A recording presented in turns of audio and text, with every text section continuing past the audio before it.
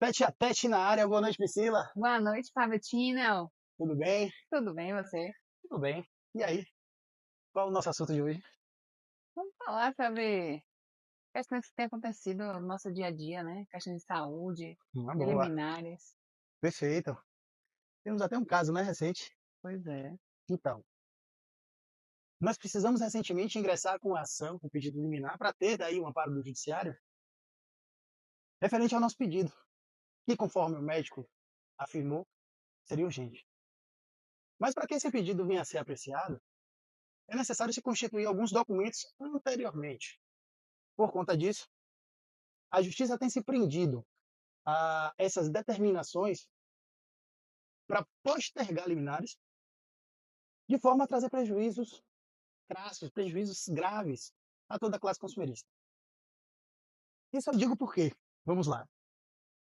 Há mais ou menos 4 a 5 dias atrás, eu passei muito mal de dores e precisei me deslocar para o hospital para uma situação de emergência. Ao chegar no hospital, fui surpreendido com a informação de que meu plano havia sido cancelado. Por quê? Olha só que absurdo. Foi solicitada a mudança de classe do plano básico para o plano especial e simplesmente o plano cancelou o clássico e não ativou o especial. E justificou lá da forma que ele quis, sem nem notificar a gente de absolutamente nada. O que ocorreu? Eu fiquei despreparado e eu fiquei sem o meu amparo, né, de um plano caro que a gente paga, né, não é barato o serviço, tá? E precisei recorrer aos conhecimentos básicos, né, ao dipirona da vida que vende aí toda a farmácia e me medicar para só então, né, após aí, foi no outro dia, mano? Não, no mesmo dia você se consultou online com o médico também, que passou um monte de antibiótico, um monte de coisas, enfim. Tô É, suando, que aqui tá quente, mas vamos lá. é. Mas é isso. Então, como o doutor Fábio estava falando, nosso plano foi cancelado de forma unilateral, sem reativação, mesmo com pedido de troca do plano. A gente precisou entrar com a liminar para reativar o plano. Então, assim, a nossa maior indignação é com relação às liminares. O que tem acontecido ultimamente, a gente não sabe exatamente, mas a impressão que a gente tem é que parte do judiciário baiano se encontra com medo de deferir liminares, né? O que é É que está verdade, acontecendo com o é judiciário verdade. baiano? A gente não sabe, mas assim, muitos juízes parece que estão com medo de dar aquela liminar, de deferir aquela liminar logo de cara, e aí pede para a outra parte se manifestar. E aí a gente fica, meu Deus, só de pedir para a outra parte se manifestar, se quer em 2 dias, a gente tem que esperar 10 dias do prazo de leitura, mais 2 dias, ou seja, 12 dias para uma pessoa que está esperando aí uma urgência de saúde. Então, assim, eu fico pensando, se fosse o pai ou a mãe de um juiz, né, um Meu filho, que filho, estivesse precisando ali com é urgência, o verdade. plano negasse, o que esse juiz faria se ele tivesse que entrar com a liminar? Então, assim, eu entendo que os juízes eles deveriam passar pelo outro lado, pelo menos uns 5 anos, né? Pelo menos uns 5 anos como advogado, no lado do pedido mesmo, de quem pede, né? Hum, Pelo menos 5 anos aí de atividade jurídica, mas não só contando 5 atos por ano, porque aí você pode chegar na audiência, colocar ali seu nome na audiência, dizer que participou do ato,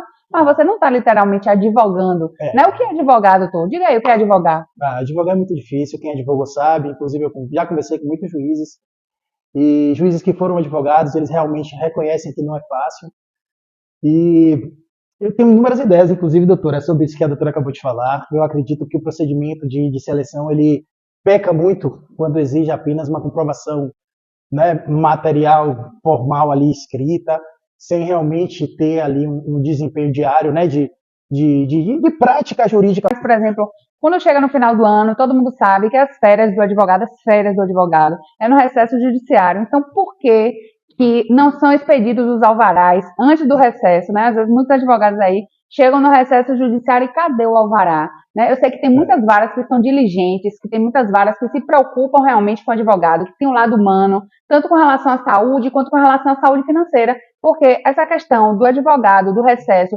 não receber o seu alvará, não ter o seu alvará expedido, isso é uma saúde financeira que está abalada ali na família. Então precisa ser priorizado isso. Não, esse ponto que a doutora falou realmente é muito importante, né? Porque as finanças ela influenciam sim na saúde, né? Na saúde financeira. A Influenciam. saúde financeira do casal reflete, né? Na saúde espiritual reflete na saúde física. Então é importante sim que o judiciário também se preocupe com a saúde do advogado, né? Assim como, né, os advogados também precisam estar ali na cooperação, né? Cooperando não só com os juízes, como com os servidores, no bom desempenho das atividades. E justamente para lidar com uma situação como essa que o doutor falou, por exemplo, você está ali Mas pode continuar. Você está ali na situação de precisar de urgência de saúde, o plano indefere, o juiz indefere, o que é que você vai fazer? Você tem que tirar do seu bolso, você tem que desembolsar para depois ser reembolsado. Então você precisa daquela quantia financeira. Não, doutora, mas a minha indignação não é nem com relação a essas cirurgias eletivas programadas, que você precisa esperar 21 dias conforme resolução, né, da ANS, se eu não me engano é 566 de 2022, sim. Né? Você precisa esperar 21 dias para ter uma cirurgia programada deferida pelo plano indeferida. Né? Por mais que ela seja de urgência, por mais que ela seja uma cirurgia arriscada que possa lhe proporcionar um desconforto. Né? Isso eu já acho um absurdo. Tá? Mas vamos lá.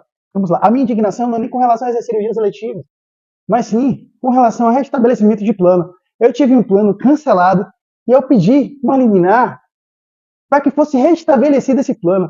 Doutores, por mais que o plano seja citado, eu reconheço o erro deles e reative o plano de imediato, já que as citações são eletrônicas, cabe ao judiciário dar um amparo ao consumidor. É inadmissível que o consumidor recorra ao judiciário e não tenha esse amparo. Não tem uma decisão que obrigue o plano a restabelecer. Né? Ah, mas ele vai restabelecer, mas ele errou. Né? Tem um dano, tem uma urgência, tem uma necessidade. Quando a gente entra com um pedido desse, a gente está precisando daquela decisão naquele momento.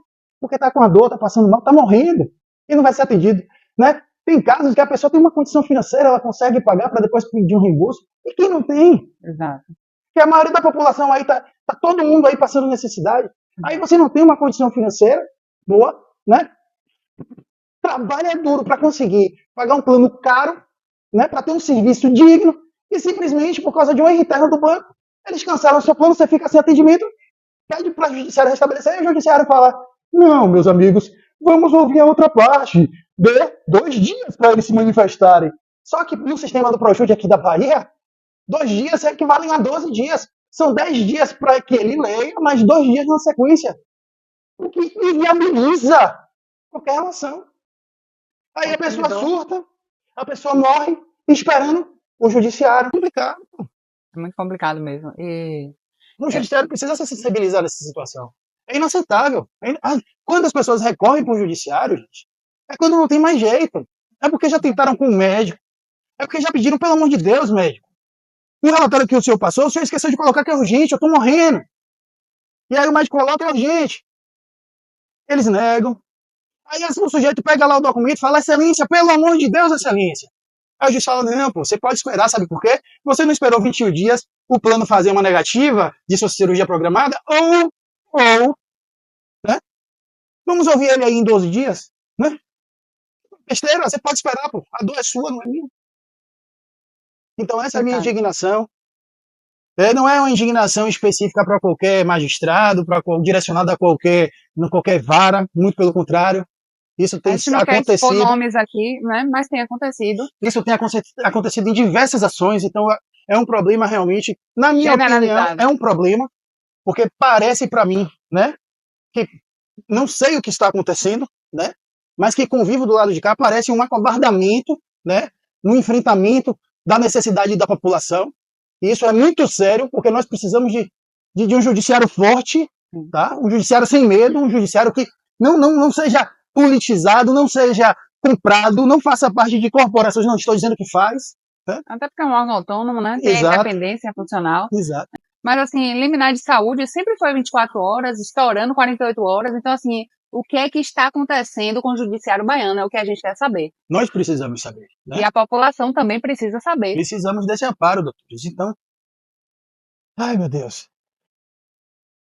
Complicado, né? Dê-nos paciência, né? Mas voltando ao assunto do dia.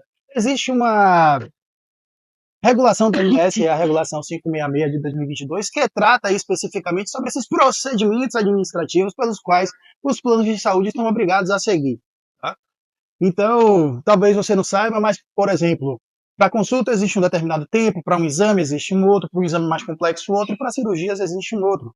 Né? Isso tudo está muito bem elencado ali no artigo. Se a doutora quiser reproduzir isso para a gente, vai ser muito bom. Eu vou pegar uma pescazinha aqui do celular que eu anotei. Consultas básicas: clínico geral, pediatra, ginecologista, obstetriz, cirurgia geral até 7 dias úteis.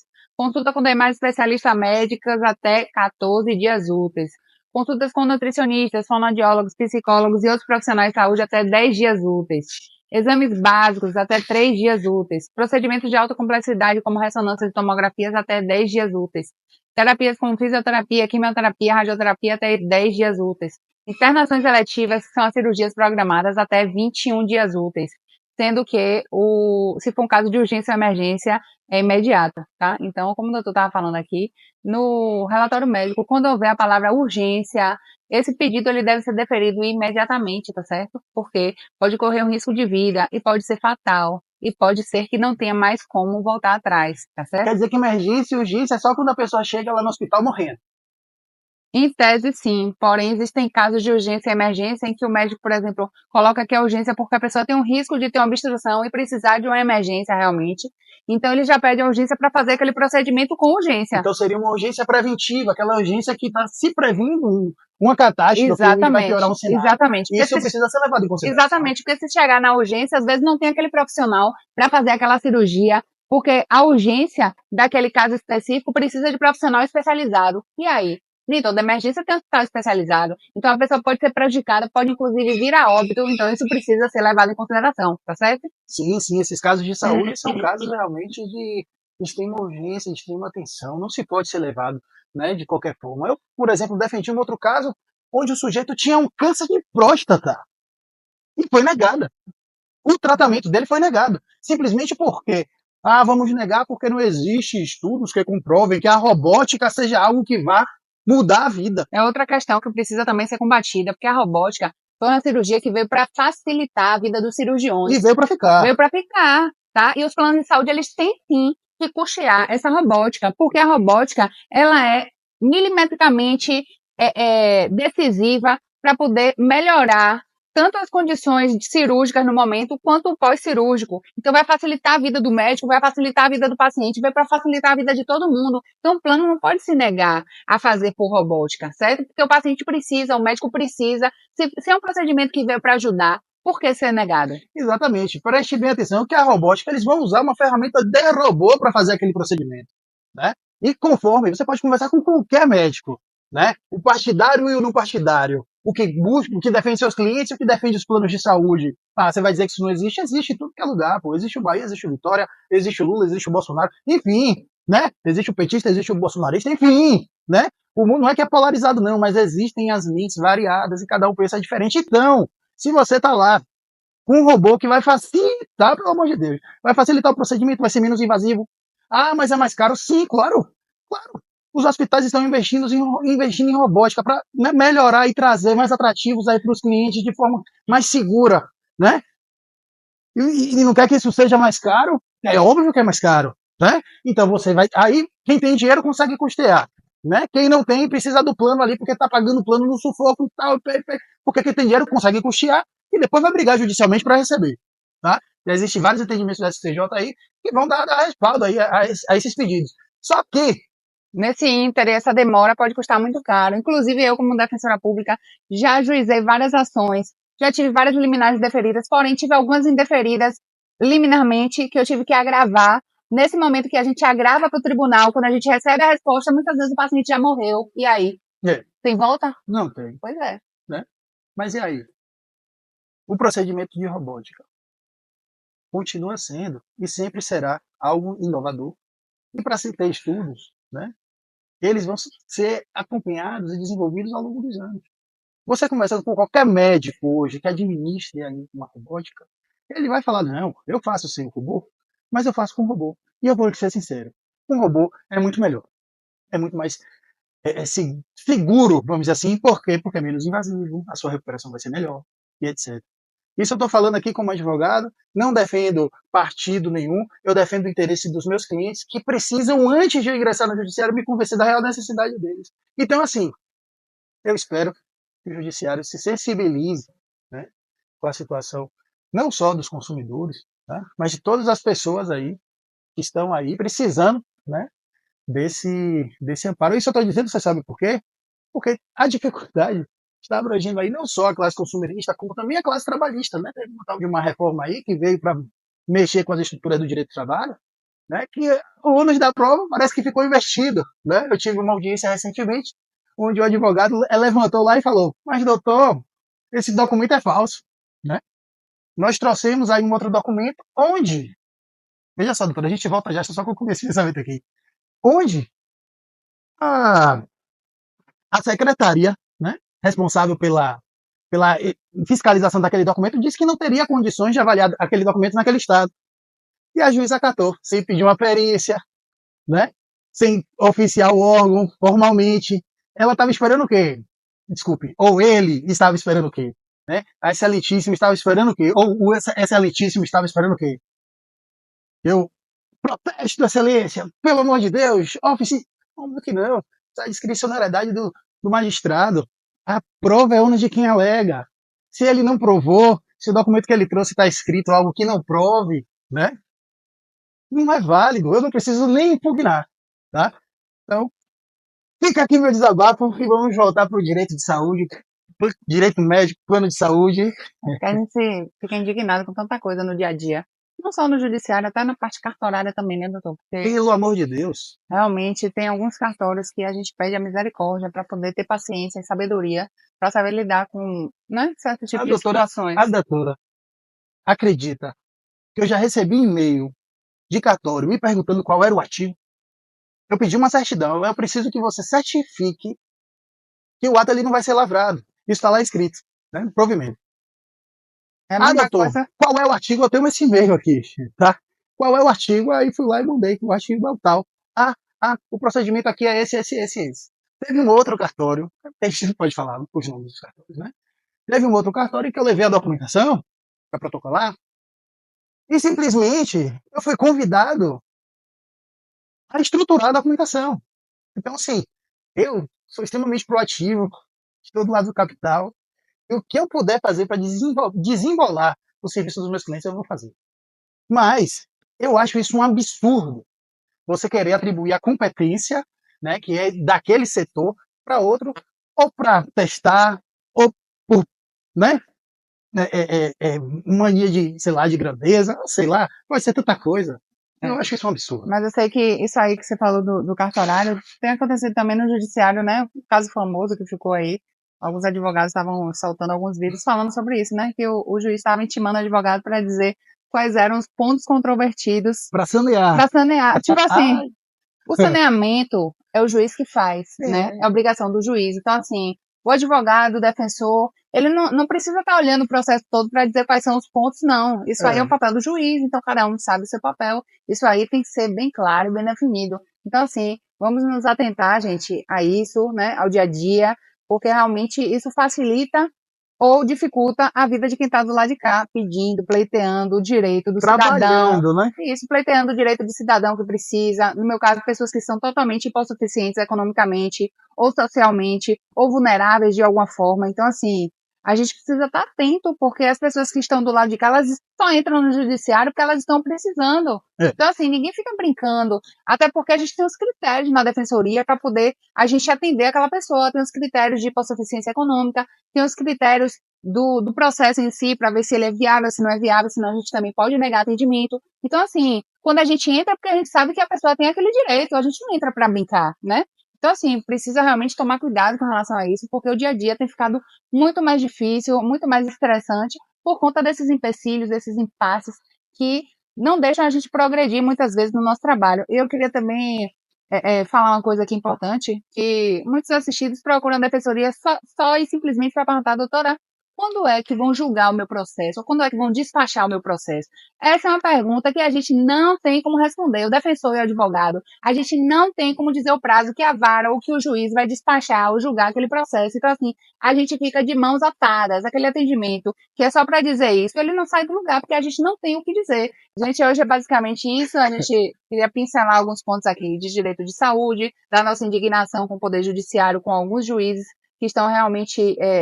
a gente entende que eles estão amedrontados por dar decisões judiciais liminares em tempo hábil, em tempo, né, que a gente espera que seja razoável.